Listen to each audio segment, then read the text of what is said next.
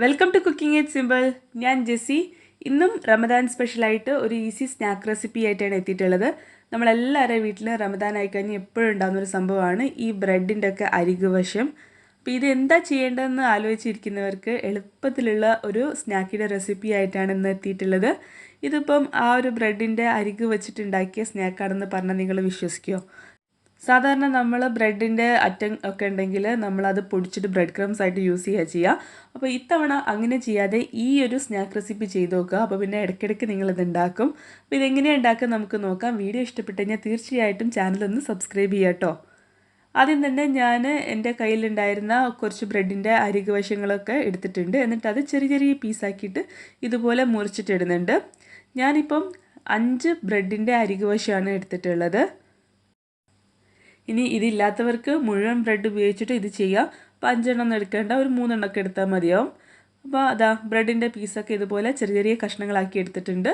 വേറൊരു ബൗളിലേക്ക് ഞാൻ 2 കോഴിമുട്ട പൊട്ടിച്ചൊഴിക്കുന്നുണ്ട്. റൂം ടെമ്പറേച്ചറിലുള്ള മുട്ടയാണ്, വലിയ മുട്ടയാണ്. അതിലേക്ക് ആവശ്യത്തിനുള്ള ഉപ്പ് ഇട്ട് കൊടുക്കുക.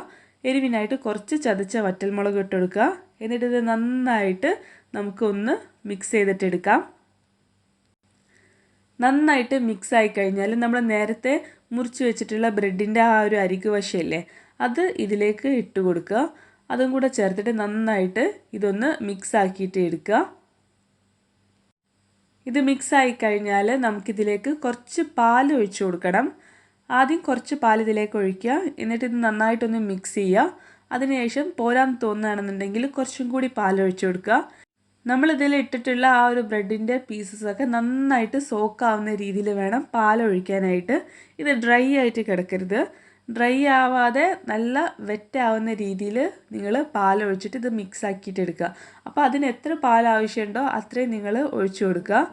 അതിനുശേഷം ഒരു ഫ്രൈ പാൻ എടുക്കുക. ഫ്രൈ പാനിൽ കുറച്ച് ബട്ടറോ ഓയിലോ ഒന്ന് ഇതുപോലെ ബ്രഷ് ചെയ്ത് കൊടുക്കുക. എന്നിട്ട് നേരത്തെ നമ്മൾ റെഡിയാക്കി വെച്ചിട്ടുള്ള ആ ബ്രെഡിൻ്റെ കൂട്ടില്ലേ, അത് ആ പാനിലേക്ക് ഇട്ട് കൊടുക്കുക. ഈ സമയത്ത് ഞാൻ പാനൊന്നും ചൂടാക്കിയിട്ടില്ല, വെറുതെ പാനിൽ കുറച്ച് ബട്ടർ തടവിയെന്നേ ഉള്ളൂ. അതിനുശേഷം ഒരു സ്പാച്ചിൽ ഉപയോഗിച്ചിട്ടോ സ്പൂൺ ഉപയോഗിച്ചിട്ടോ ഇതുപോലെ ഇതൊന്ന് പരത്തിയിട്ട് കറക്റ്റ് റൗണ്ട് ഷേപ്പിലാക്കിയിട്ട് എടുക്കുക. എന്നിട്ട് ഇത് അടുപ്പത്ത് വയ്ക്കുക. ചെറിയ ഫ്ലെയിമിലാണ് അടുപ്പത്ത് വെക്കേണ്ടത്, ഒരുപാട് ഹൈ ഫ്ലെയിമിൽ വെക്കരുത്. അപ്പോൾ അടിഭാഗം പെട്ടെന്ന് കരിഞ്ഞു പോവും. ചെറിയ ഫ്ലെയിമിൽ അടുപ്പത്ത് വെക്കുക. എന്നിട്ട് ഒരു മൂടി ഉപയോഗിച്ചിട്ട് ഇത് അടച്ച് വയ്ക്കുക. ഒരു 2 മിനിറ്റ് അല്ലെങ്കിൽ 3 മിനിറ്റ് അത്രയും നേരം ഇത് ചെറിയ തീയിൽ ഒന്ന് വേവിച്ചെടുക്കുക. അതിനുശേഷം നിങ്ങളിതൊന്ന് സൈഡിന് പൊക്കി നോക്കുക. ഇത് അടിയിൽ ചെറിയ ലൈറ്റ് ഗോൾഡൻ ബ്രൗൺ കളർ ആയിട്ടുണ്ടോ നോക്കുക. അങ്ങനെ ആയിക്കഴിഞ്ഞാൽ ഇതൊരു പ്ലേറ്റോ മൂടിയോ എന്തെങ്കിലും ഒന്ന് വെച്ചിട്ട് ഇതുപോലെ ഒന്ന് അടച്ചിട്ട് ഇത് തിരിച്ചിടുക. തിരിച്ചിട്ടതിന് ശേഷം വീണ്ടും നമുക്ക് മറ്റേ ഒരു ഭാഗമില്ലേ, ആ ഭാഗം കുക്ക് ചെയ്യാനായിട്ട് വയ്ക്കാം.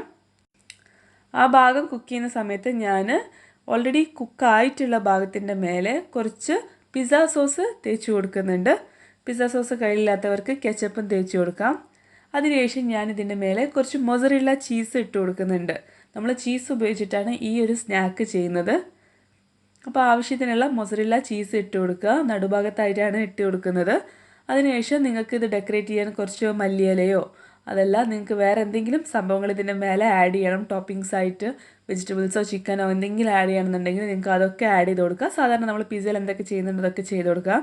അതിനുശേഷം ഇത് അടച്ച് വയ്ക്കുക. അടച്ച് വെച്ചിട്ട് ഈ ചീസ് മെൽറ്റാകുന്ന വരെ ചെറിയ ഫ്ലെയിമിൽ ഒന്ന് വേവിച്ചെടുക്കുക. അതും ഒരു 3 മിനിറ്റൊക്കെ മതിയാവും. അപ്പോൾ അതാ സംഭവം റെഡിയാണ്. ഇത്രയേ ഉള്ളൂ പരിപാടി. ഞാൻ കുറച്ച് ചില്ലി ഫ്ലേക്സും കൂടെ മേലെ ഇട്ടിട്ട് ഒന്ന് ഡെക്കറേറ്റ് ചെയ്യുന്നുണ്ട്. ഇനി നമുക്കിത് പ്ലേറ്റിലേക്ക് സെർവ് ചെയ്യാം. നല്ല ഈസി ആയിട്ടുള്ള ഒരു സ്നാക്കിൻ്റെ റെസിപ്പിയാണ്. വീട്ടിൽ ബാക്കി വന്ന സാധനങ്ങൾ കൊണ്ടാണ് നമ്മൾ ഈ ഒരു സ്നാക്ക് ചെയ്യുന്നത്. അപ്പോൾ എല്ലാവരും തീർച്ചയായിട്ടും ട്രൈ ചെയ്ത് നോക്കുക. ചൂടോട് കൂടിയിട്ട് സെർവ് ചെയ്യുക. പിന്നെ പിസ്സ ഒക്കെ സാധാരണ നമ്മൾ കട്ട് ചെയ്യുന്ന പോലെ കട്ട് ചെയ്തിട്ട് സെർവ് ചെയ്യുക. അപ്പോൾ ഇത് കുക്ക് ചെയ്യാനാണെങ്കിലും ഒരു 5 മിനിറ്റ് 6 മിനിറ്റ് അത്രേ ടൈം വരുന്നുള്ളൂ. ഇതിൻ്റെ ചീസ് പൂളൊക്കെ നിങ്ങൾക്ക് നോക്കിയാൽ തന്നെ കാണാൻ പറ്റും. അപ്പോൾ എല്ലാവരും ട്രൈ ചെയ്ത് നോക്കിയിട്ട് ഫീഡ്ബാക്ക് അറിയിക്കുക. നമുക്ക് പുതിയൊരു വീഡിയോ ആയിട്ട് കാണാം. അതുവരെ എല്ലാവരും സേഫായിട്ടിരിക്കുക. Thank you for watching.